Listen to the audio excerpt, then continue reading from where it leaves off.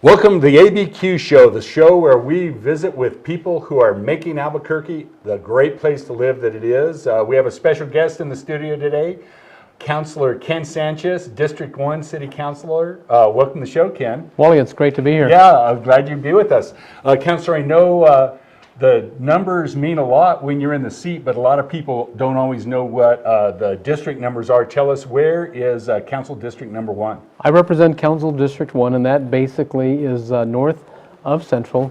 It goes to Montano, it crosses over on Coors, and goes to Paseo del Norte. All right. So it's a fairly large district. There are 9 council districts in the city of Albuquerque. Yes. So right now there are 9 Albuquerque city councilors. All right, very good. Now I know you've been doing this for a while. How long have you been on the council, and what led you to seek to represent the people of the west side of Albuquerque? Prior to the Albuquerque City Council, I served on the Bernalillo County Commission, and I served 8 years on that committee.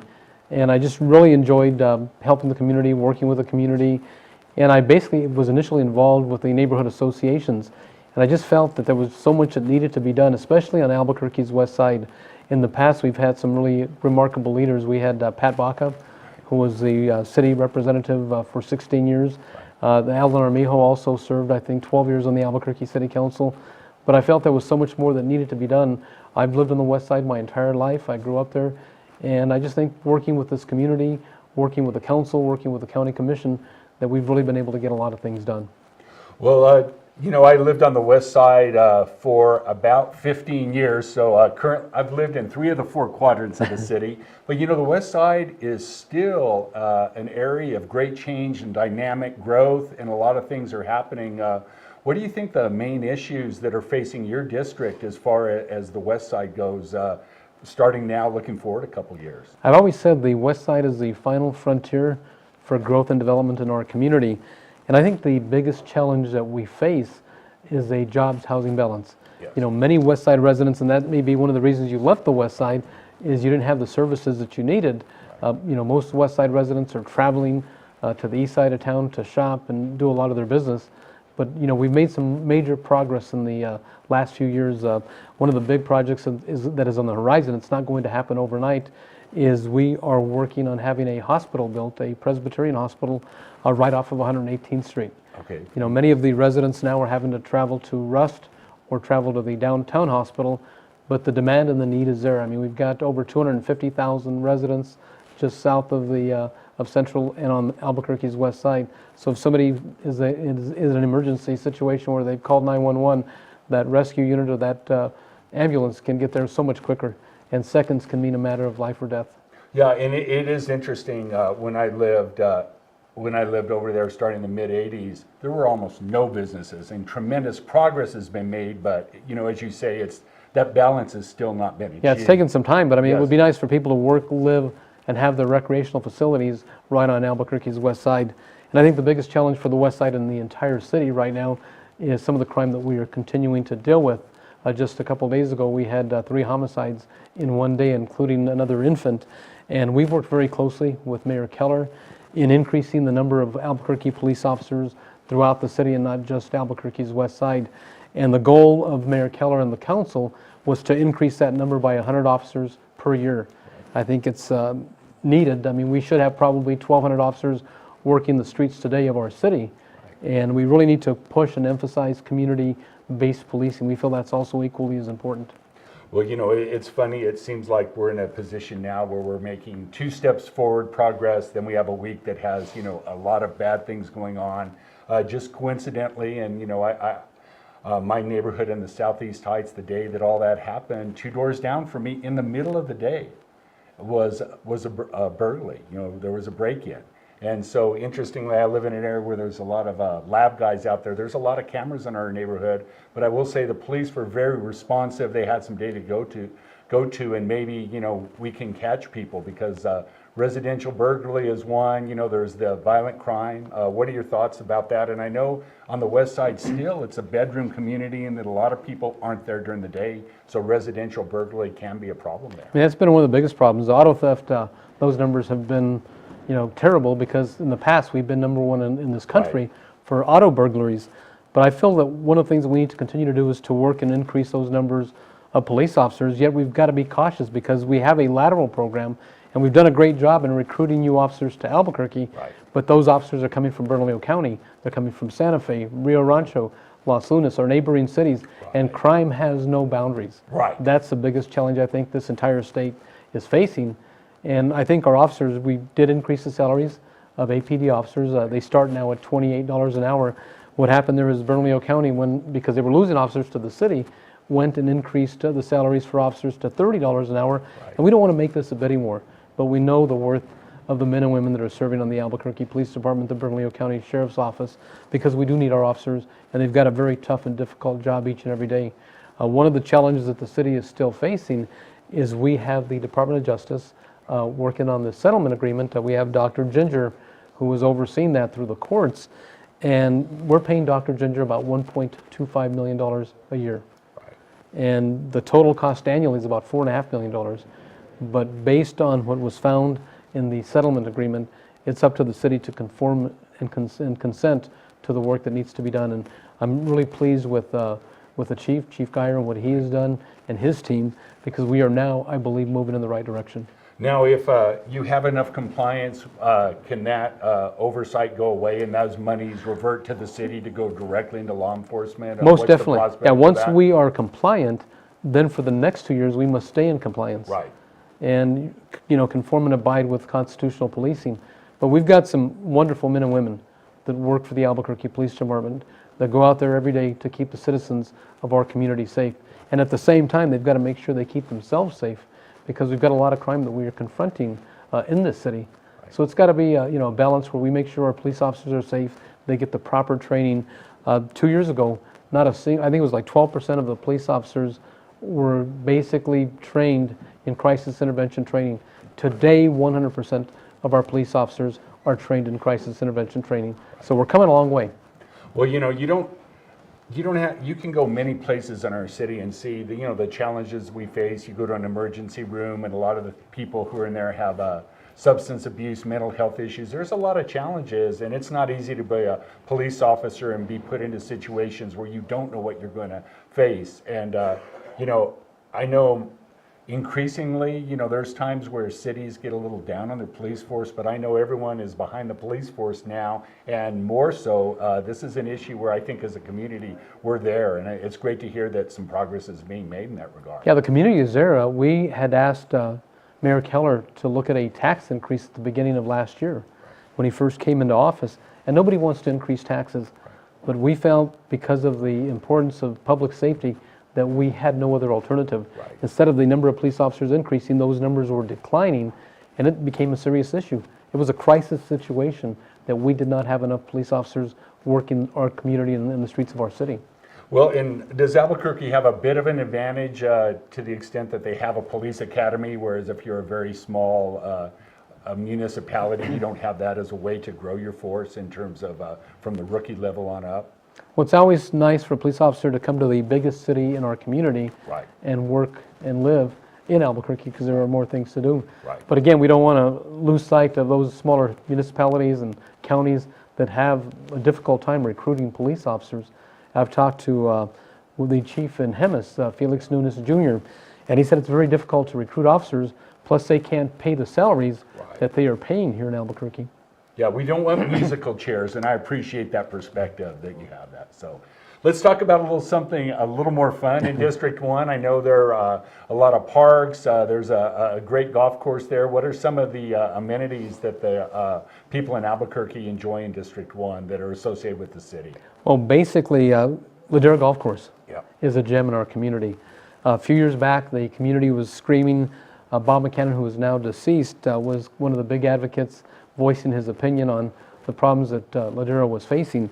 I was working closely at the time with now Commissioner Debbie O'Malley. She was City Councilor Debbie O'Malley, and we put an initiative on the ballot which provided additional, $2.5 million to improve Ladera Golf Course, and it is looking much better today than it was a few years ago. People were not playing there; they didn't want to go to that golf course, but the team that is working out there today has done a remarkable job in bringing that, no pun intended, bringing that golf course up to par. Yeah, well, When I lived there, it was in pretty good shape, and golf courses require maintenance and capital investment. And I played there about a year ago, and it was a very good experience. I really enjoyed it. And this is Albuquerque. This is New Mexico. You can play golf many days, and compared to other cities in terms of if you're to live in Phoenix and Scottsdale and play at a decent golf course, it's going to cost you a lot more than it's going to cost you to play at a golf course in the city of Albuquerque. Yeah, the municipal courses or golf courses that the city run are it's an enterprise fund, so it makes it really challenging because sometimes they don't have the revenues to keep up with the maintenance. But I was just very grateful to the taxpayers of Albuquerque that they supported additional money to help keep that course in line and keep it open. Yeah. Well, we're visiting today with Councilor Ken Sanchez, City of Albuquerque, District 1. Stay tuned. When we come back, we'll further our discussion. You're watching the ABQ show here on ProView Networks. It's that time of the year, sports fans. It's the 10th annual Garden Swartz Great Southwest Track and Field Indoor Classic. It's February 9th in 2019. The best athletes from across the nation come together for one event. Check out more information at GreatSouthwestTrackAndFieldClassic.com. High school sports are back. The 2018-19 season kicks off, and you could watch every ProView Network broadcast live on the NFHS network. Every moment, from every game, from every sport, including all NMAA state championships. Get your highly discounted monthly pass now. Go to ProViewNetworks.com and sign up. Watch New Mexico's best. What is glamour? Frailty. What is desire? Diamonds. They say a life lived without passion is hardly worth living. Ma'am? Ma'am? Ma'am? Dang, this one made me feel all special.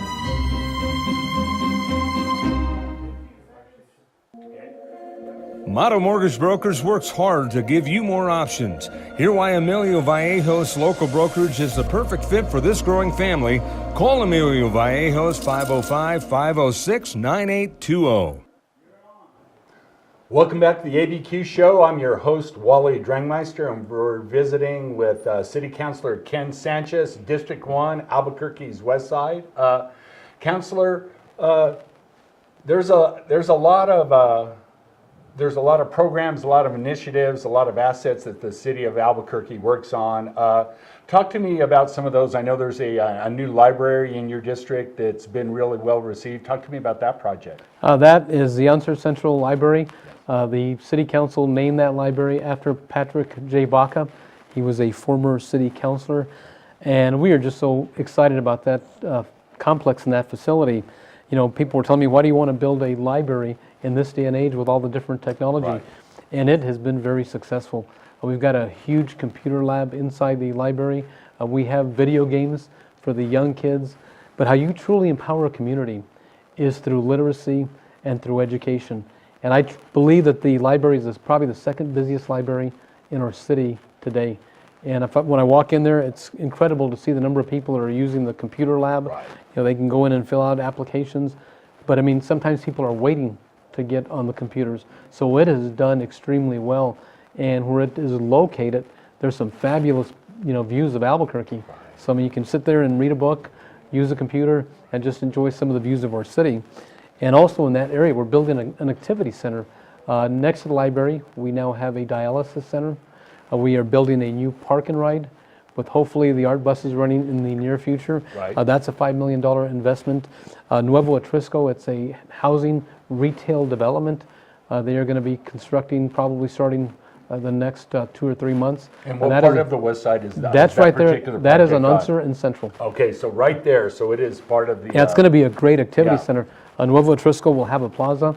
Right. And I hope during the summer months, some of the neighborhood associations can have their community meetings outdoors instead of indoors at the library or in their different neighborhoods. Okay. But we are very excited about Nuevo Atrisco. That is a $20 million investment. It's going to include retail, which we desperately and direly need on Albuquerque's west side. And we just feel that's going to be a great venue. We are still waiting for the southern part of the street to develop, but we have CVS Pharmacy. I will never forget the day that CVS Pharmacy opened. Now City Council President Clarissa Pena was the president of the Southwest Alliance of Neighbors before she became a member of the City Council and got elected. And that's how passionate she was about getting the development there. She came on the day of her daughter's wedding, dressed in her formal gown and Johnny in a tuxedo to be at that venue. But all we still have is CVS Pharmacy. We want to make sure we can develop the southern part of the street just like we are developing the northern part. And the city is also investing an additional $5 million on road improvements in walkability with new sidewalks, expanding the lane on Unser to 3 lanes instead of 2. So we're making a tremendous amount of progress. There's a great deal of development in that area. But we are also looking at a whole, the area west of Central.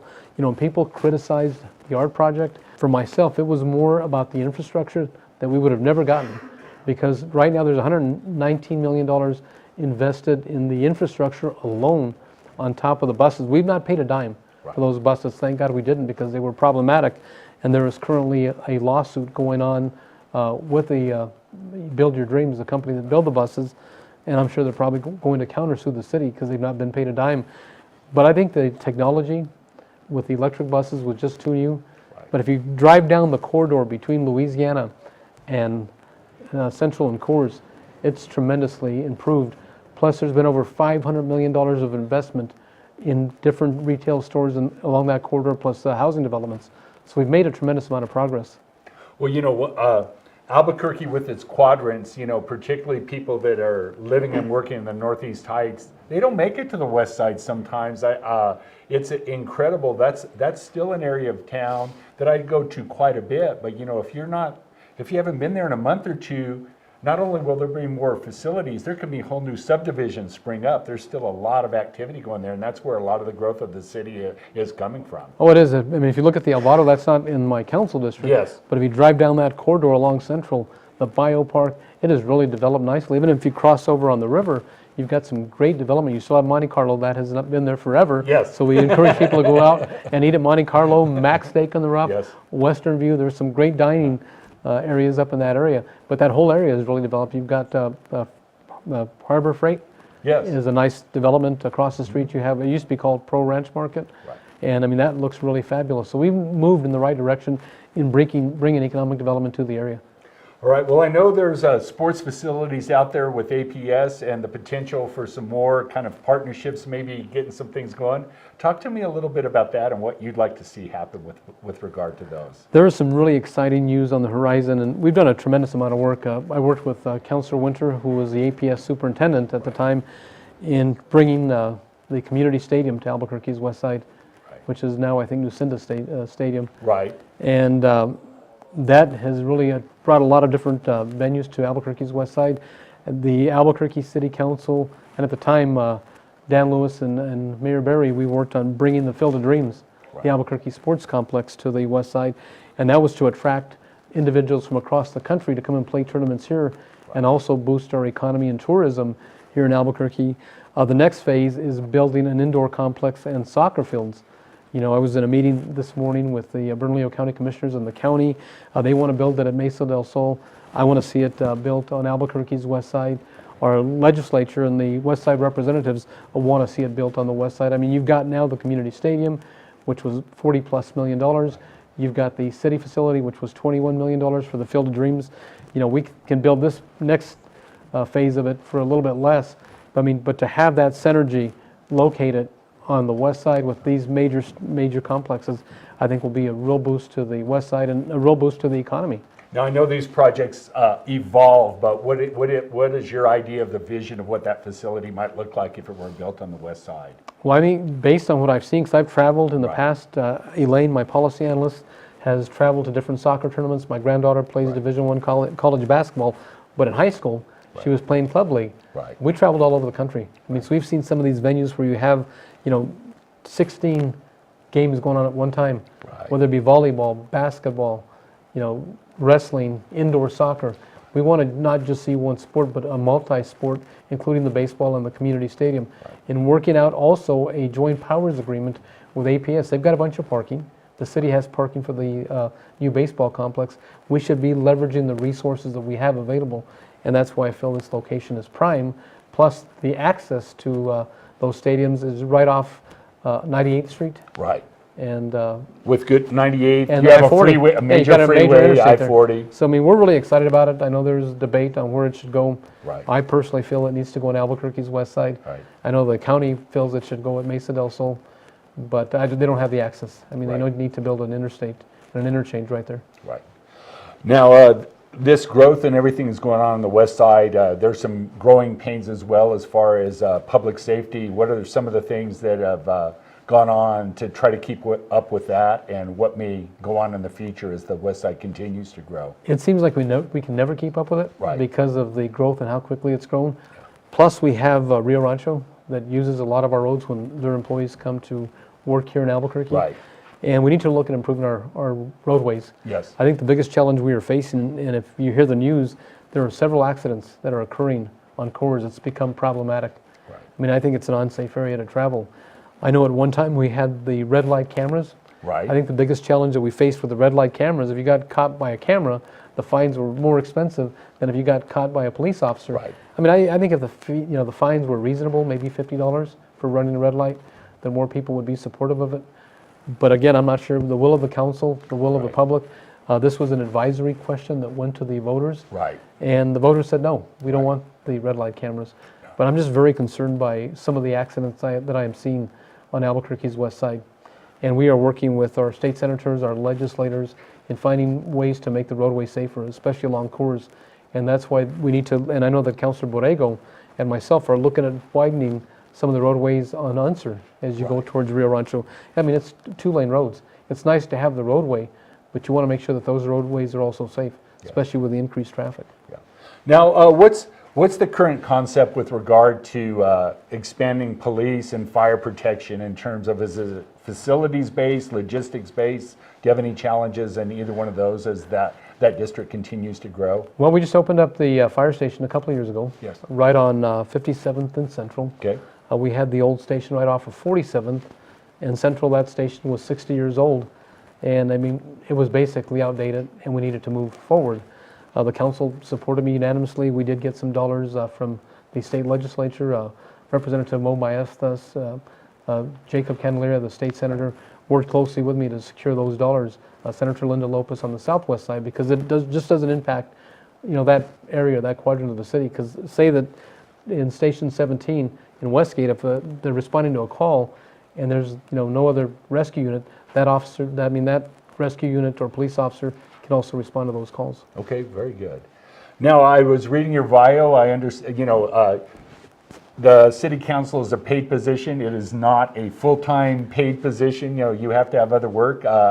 I see that you have some real estate business as well as some bookkeeping and tax service. Busy time of the year for those businesses? Well, I don't really do a whole lot of real estate. The Yeah. reason I got my real estate license is I was serving on the Bernalillo County Commission when I sat down for my first land use meeting. Yes. And I'm making million-dollar decisions for people that are there before the council. I said, I've got to understand planning, and I've got to understand land use. So I got the real estate license for that reason and took some land use classes.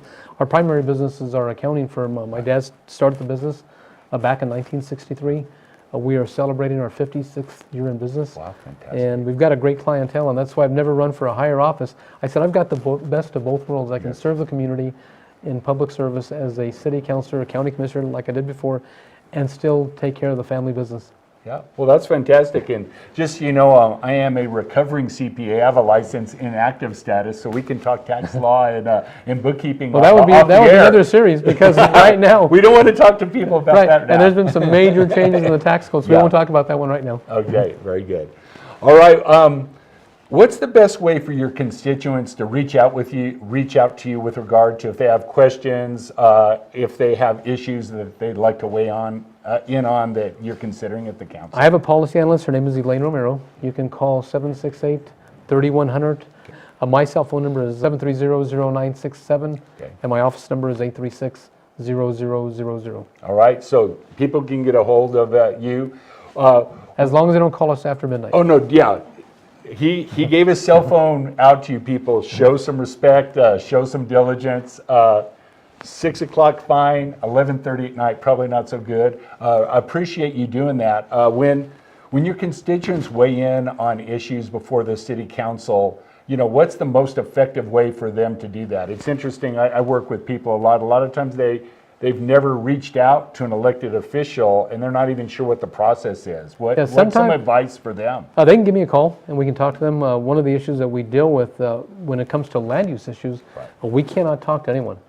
Because if we basically talk to an individual on a specific land use case, then we as a council have to remand ourselves. Yeah, so you can't make the big policy decision if it's you a talk to somebody. quasi-judicial board, so at least respect that. If you're going to call us, but we always say if there's basically a complaint you have about a barking dog or traffic in your neighborhood, we're willing to take your calls at any time. All right, very good. Now, for people that live in the Northeast Heights that don't make it to the West Side, what should they consider doing? What do we call it? It's not a staycation, it's a stay day trip where you actually come across the river. What would you suggest? Restaurants, businesses, city attractions that they go check out? I mean, you've got the Petroglyph National Monument. We definitely welcome people to visit that site. That's a beautiful site. And just drive out to the West Side every so often. Yeah. A lot of people in the Northeast Heights really have no reason to go out there, but you don't know what you're missing. Yeah. We've come a long way over the years, and we will continue to strive in making Albuquerque and Albuquerque's West Side a much better place to live. All right.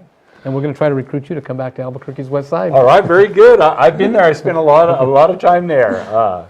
Well, that's it for this segment of the ABQ show. We want to thank City Councilor Ken Sanchez for visiting with us. Councilor, it's been great. Wally, really appreciate you talking with us. Stay tuned for the next segment. When we come back, we are going to talk about the history of buildings in Albuquerque, particularly downtown. You're watching the ABQ show here on ProView Networks.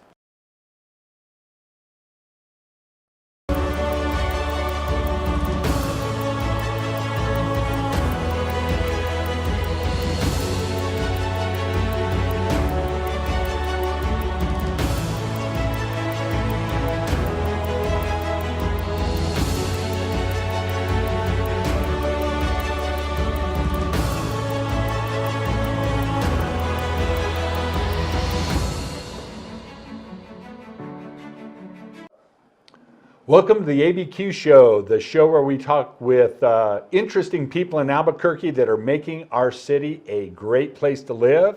And our guest today is with the Albuquerque Historical Society, Roland Pentola. Roland, great to have you on the show today. Great to be here. Thank you for inviting me. Now, just a little bit, talk to me. What is the Albuquerque Historical Society, and what are some of the things that you do as an organization? Well, the Albuquerque Historical Society has been basically around since the Albuquerque Museum was around. It used to be centered in Old Town, and as it's grown up and as the city has expanded, it has expanded also, so we cover the whole city. But if you consider the first artifacts that were in the History Museum, they came from the Albuquerque Historical Society. Okay. So we kind of started the ball rolling in town. All right, very good. And I know that you have a historical walking tour of downtown that is one of the main things you do. Talk to us what that is like. And I know we're going to go over some great history of Albuquerque, but give us an overview. Well, the historic tour is just one of the many things that we do. I would say the main thing is that at the second Sunday at the Albuquerque Museum, we have a talk on a wide range of history topics. Okay. This coming Sunday, it's going to be by Don Bullis, who's going to be talking about interesting personalities of New Mexico. Okay. And that's you can get into the museum free. The talk starts at 2 o'clock, Okay. and it's in the big auditorium right across from the entrance. All right, very good. One of the things that Albuquerque Historical Society and another organization called Historic Albuquerque Incorporated started up to create this walking tour, because we realized that we weren't providing a regular walk down Central Avenue to let both longtime residents and visitors know more about downtown history. Right. And I say downtown history because it's different than Old Town history. Maybe we can get into that a little bit later. Yeah, absolutely. Well, over the years, I've gone on various walking tours in cities around the country and the world. Berlin, New Orleans come to mind, Chicago, and I think it's fantastic that you're doing a tour like that. And so talk to us about that, when that is, and how people sign up for it or get more information. Sure. We give the tours every Saturday starting at 10 o'clock at the southwest corner of Central and First Street, which most people will know as in front of Tucano's restaurant. Okay, so if you're in front of Tucano's, and do you need to sign up ahead of time or No, register? You there's just show no- up. You just show up, and there's going to be somebody there. We currently have 11 guides, and I'm one of them. All right. And so we have a schedule, and somebody will be there at 10 o'clock, pretty much rain or shine. Right. It has to be called a blizzard before we would even consider turning it off. We've had times when there are no visitors, and that's fine. We just hop on our cars and go back home. Right. And we've had as many as over 20. Right. So it's been very interesting for me to be a participant of this. We went through a training process. We started off with 7 guides, and so we all got to do it every 7th week. Now that we have 11, I kind of get nervous in between time because I got to get out there and walk down Central. I love it. Well, we have a lot of images of things that are historical. Not all of them on the tour, because some of them are not here anymore. But Yes, in fact, we had somebody give us a Yelp review saying that it was a bad tour because it always talked about buildings that weren't there. right, And unfortunately, many of the original buildings in the downtown area from 1st to 8th are not with us anymore. Right. And fire has been the largest single reason why they're not here. right, yes. Well, let's take a look at the first photo, one that will probably be recognizable to many Albuquerqueans in New Mexico. And let's talk about this one, Roland.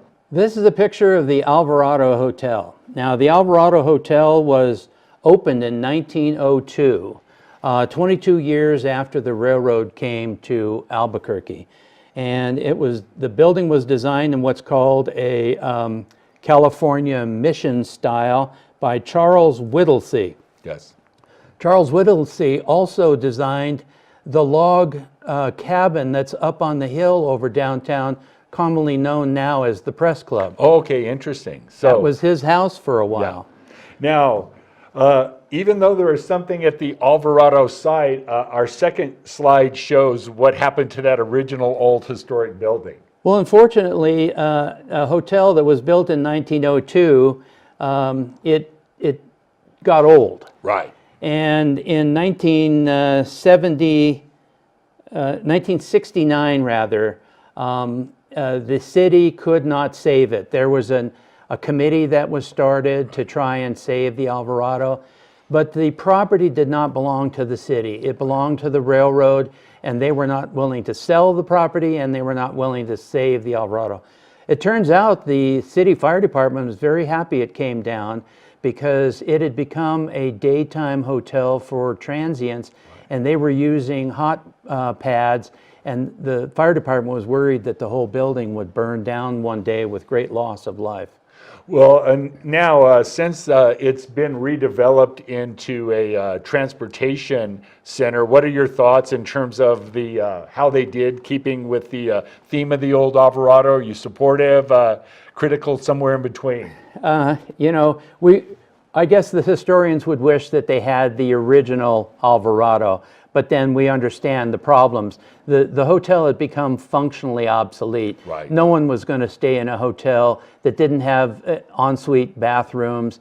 So it was a 1902 hotel. Right. What's been done now is the city did finally buy that land, and they have redeveloped that site as the Albuquerque Transit Center. Right.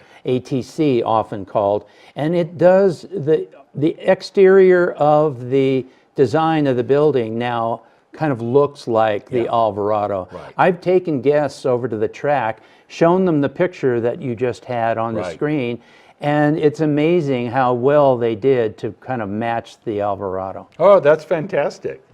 Now, this next historical image, a few years prior to the Albuquerque Rapid Transit, there was talk of putting a trolley in on Central Avenue. And if we take a look at the third picture you have there, that was not a unique idea, evidently, in the history of Albuquerque. No, in fact, and let me stop here and go back for a second. One of the most significant events in Albuquerque's history was in 1880 when the train came through Albuquerque. And I say through, not to, because the train folks had no care of Albuquerque. They were on the way to the coast. That was their goal, and we were just on the way. They actually were up in Colorado, but Colorado had too many mountains to the east or to the west, and so they had to come down south to find some smaller mountains they could go west through. So that's why we came to Albuquerque. But in 1880, a whole new area of town development, you could call it, Right. grew up around the railroad. In fact, its first name was Newtown. Okay. And so if you sent a letter to somebody near the railroad, you would send it to Newtown, New Mexico. Albuquerque was still retained as the name of what we now call Old Town. Okay, interesting. Now, that trolley, where did it run from? What was it in approximately, and how did 3 you years develop it? after the railroad came to Right. Albuquerque, an entrepreneur put tracks down what was called Railroad Avenue. Because Central was first called Railroad Avenue, it was the way that people from Albuquerque got to the railroad. Okay. And so they put the tracks down Railroad Avenue, and the first trolleys were pulled by mules. Okay. And the saying we've been told was that if you needed to get to the railroad, take the trolley, but if you were in a hurry, walk. Okay. So not necessarily the most efficient means of transportation. Any idea what it costs back in those days to ride? No, and it probably wouldn't make any sense to us Oh, today anyway, exactly. probably pennies. But that first trolley that started in 1883 continued for quite some time until the electric one, which is on the picture that we can show you here, that trolley started in 1903 and it was fully electrified. You can see the connection up to the overhead electrical wires. Now, that picture was taken pretty much where the tracks are, right there at between the tracks and First, looking west down Railroad. Well, and I've seen at times, are there still visible tracks on Central? I believe I've seen some over the years, but that could be part of the tour as well. There are visible tracks from this era. In fact, they're under most of Central, all the way down to Old Town. Okay. Because the trolley went from Old Town to the railroad. But you can still see the tops of them if you pay attention at 4th and Central. East and west down Central, there's Right. 2 sets of tracks right there at 4th Street. All right, very good. Now, what would a downtown be without a saloon? And this fourth slide, talk to us about this, the White Elephant Saloon. There were actually many saloons downtown. Not just one? I think someone tried to count and it was over 20. So, but we usually concentrate during the walking tour on just those that were on Central, and that's still around 8 or 10. What's significant about this one is this is the White Elephant Saloon. This is a picture taken in 1905, and by then it was already about 15 years old because it had been built in 1879 before the train ever got here. It was owned by a businessman named Joe Barnett. Joe Barnett actually also had the building you can see in this slide to the right, which was apropos called the Barnett Building. Okay. And many people, that survived into the 60s, so people who have lived here for a while do understand or remember the Barnett Building, which also burned down. The White Elephant Saloon was quite the spot. It had a mahogany bar that could accommodate 50 men. It was the place to hang out in town. The business men would go there and have their lunches and do business right there in the saloon. Now, tell me, where was that located? Streetwise modern street names This today? picture right now is looking south on 2nd Street from Central. Okay, very So good. the tracks are on the left. Now, another thing that I love to know about love to tell people about the White Elephant is it had one of the only telephones in town. Okay. So in the evening, if you wanted the police officer, you called the White Elephant. They would understand you needed the police officer. They would take a piece of metal and go clang on something outside, and the officers that were walking the beat would hear it from blocks around and go to the White Elephant to answer the call and find out what was wrong. Wow, that's fascinating. So the fifth slide up we're going to be talking about is Woolworths. You know, it's one of those things people think that your Walmarts and your Kmarts were it. Woolworths was a huge presence nationwide. And talk about this building, past, present, and future. Well, this Woolworths was actually opened in 1914. Okay. It turned out that you mentioned it was quite a big thing in the United States. Yeah. This Woolworth in 1914 was the 758th store in the United States. Wow. So there was a lot. It was a very large firm.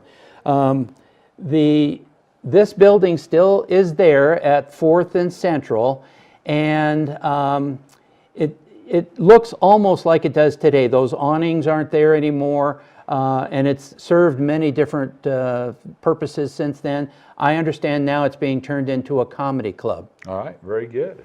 Well, we're visiting with Roland Pentola, the Albuquerque Historical Society, about some of the historical buildings on Central in this great city of Albuquerque, New Mexico.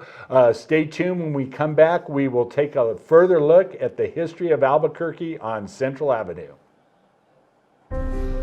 The New Mexico High School Coaches Association, established in 1941, is an organization of New Mexico's best and most professional interscholastic coaches. Coaches across work daily to help our student athletes excel in the classroom, on the field of play, and in our communities. Students that participate in interscholastic activities attain higher grades, higher graduation rates, and higher wages. Responsible for the North-South All-Star Games, statewide Coaches Award Program, and providing multiple professional development opportunities for New Mexico's coaches. Be a great coach by coaching beyond the game. What is glamour? Frailty.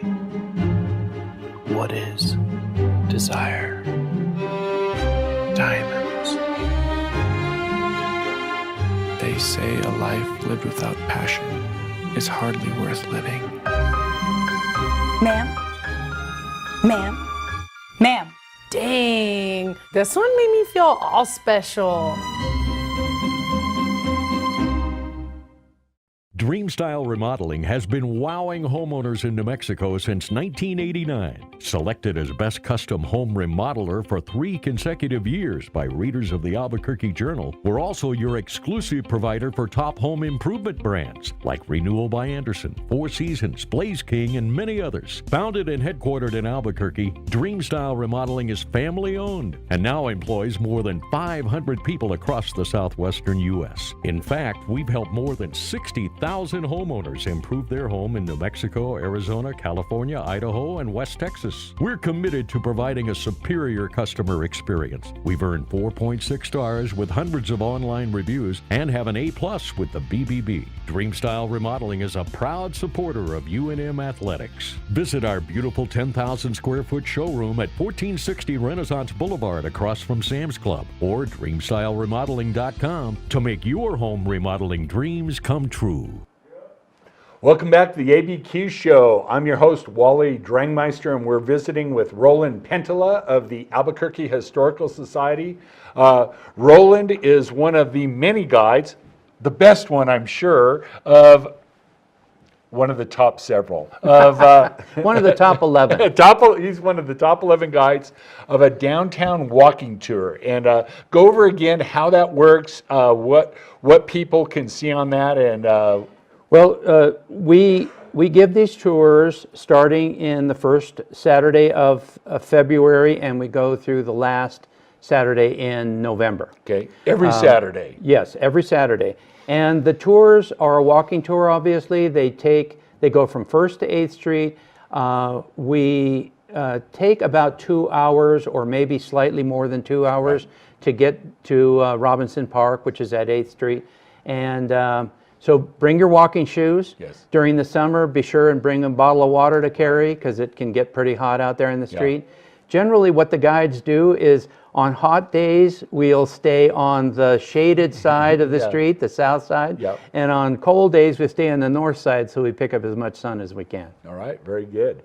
So, what's one of the most surprising things that you, or most interesting things on the tour as you walk through that you might not have known about and people in Albuquerque definitely wouldn't know about if they didn't go on this tour? Well, I'm a transplant from, dare I say, California, and but I moved here in 1998, so 20 years it seems like I'm a native. Yeah.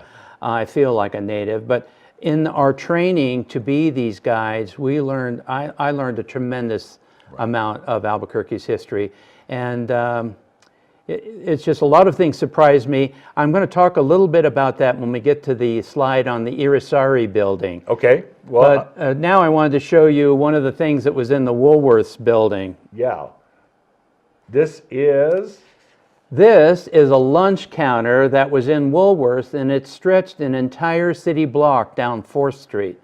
It was such a unique creature that I'm told people who lived here, if they had guests from out of town, they would definitely take them downtown to see the 1 block long lunch counter.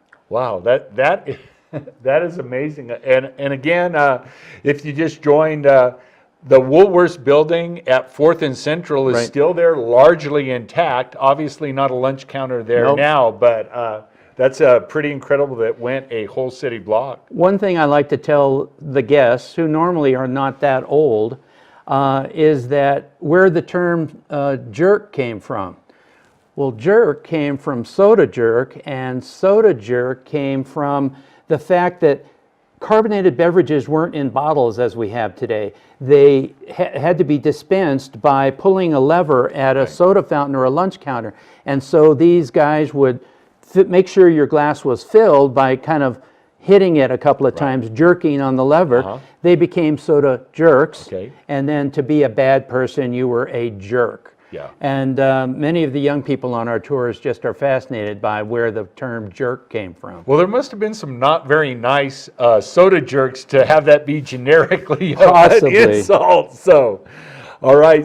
So the next slide up is the Yusari building, and you teased it as one of the more interesting attractions here. Well- Talk to us about that. This is the Irisari building. It is in the southwest corner of 4th and Central. You can still see it today. Halfway down the block, it actually says Irisari Block. And it got that name after it was purchased by Amelia Irisari in 1935. The building was actually built in 1909. Okay. So it's over 100 years old now. Amelia Irisari was quite wealthy, and her brother, Jacobo, was the Bernalillo County Sheriff for a long time. Okay. And in 1893, as a business venture, he started bullfighting in Albuquerque.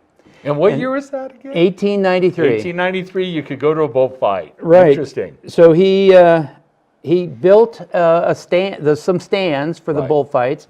He brought a bullfighter from Spain named Fuentes. He's like Sherry, only needed one name. And he would, go through the whole Spanish bullfight. It turns out that some citizens who did not like the blood sport, not used to it, petitioned W.T. Thornton, the then territorial governor, to call off the bullfights. Okay. Our reading has shown that Jacobo tried to continue it. The ruling was there should be no blood sport. Right. No, not against bullfighting.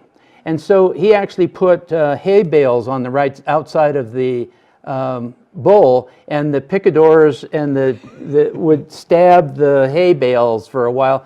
Nobody liked to see that, and so it finally failed. What I find fascinating is that the sheriff who owned the bullfights was the legal person required to shut them down. Okay, very good. It's always good of you. Now, this building still exists, is that correct? Yes. Yeah, that's Lindy's, if I recall. Is that the restaurant I there think on that the might be corner? Lindy's, yeah. Yeah. And Lindy's is unique also because while it has had many owners, Right. It's the longest continuously operated restaurant in town, and it's always been owned by a person of Greek descent. Okay. Yeah, and then just a little recent history, not historical society. Yeah, it was a scene for the new TV series Roswell. So recently, so it's have a pretty interesting, not only that building, but Lindy's and the facility there. All right, the next building we have up is. This is called the Hubble McKenna Building, or the McKenna Hubble Building, and it was built for the sole purpose of holding the gas and electric company. Okay. Now, the gentleman who started the utilities here in town was a railroad engineer from Canada named Angus T. Grant. Okay. And, as an engineer from Canada, where things were advanced, he knew we needed utilities. We didn't have any pressurized water and water mains down the street, nor gas, nor electric. So he started electric and a gas company. And this building was constructed in 1915.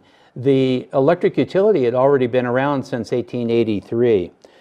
You can see that in this picture there's light bulbs in what's called the cornice, or the top of this building. Right. And at night it was quite the sight to be seen. Now the building is still there, but they don't light those lights at night. You can still see them if you stop and look up. You can see the sockets, and some of the bulbs are still there. Now, what streets, cross streets would this building be Now at? that's on, I think, 5th. Okay, 5th and Central Right. on this On the south side, south side right. of the street. And the Albuquerque Gas and Electric Company, which Angus Grant started in 1883, changed its name in 1946 to Public Service Company of New Mexico, P&M, Right. which is its name today. All right. All right, the next building is one that has a long and storied name that's fallen on tough times recently, to put it mildly.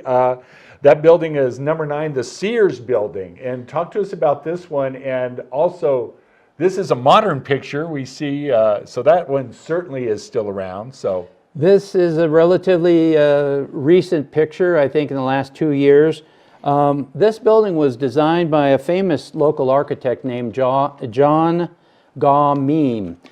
John Gaw-Meem came to Albuquerque due to tuberculosis, because everyone was told to go to a high altitude, dry climate, and you would get better. Some people did, some people didn't. He did, so he stayed here. He designed many buildings in town. He designed the front of the Maisels Indian Trading Post on the other side of the street. And he became the architect for the UNM, the University of New Mexico, and was responsible for its look today of the Pueblo-style buildings. yeah. That Pueblo style is not as old as we would like to think, based on my reading. Is that correct? Am I accurate in that? Well, because white people started using the Pueblo style, it Right. became known as the Pueblo Revival style, Okay. where they were reviving it from the ancient Indian. And if you've been to the Taos Pueblo, you've seen kind of the penultimate Pueblo style. Right. And many buildings here now have taken on that style, but it's purely just a modern affectation.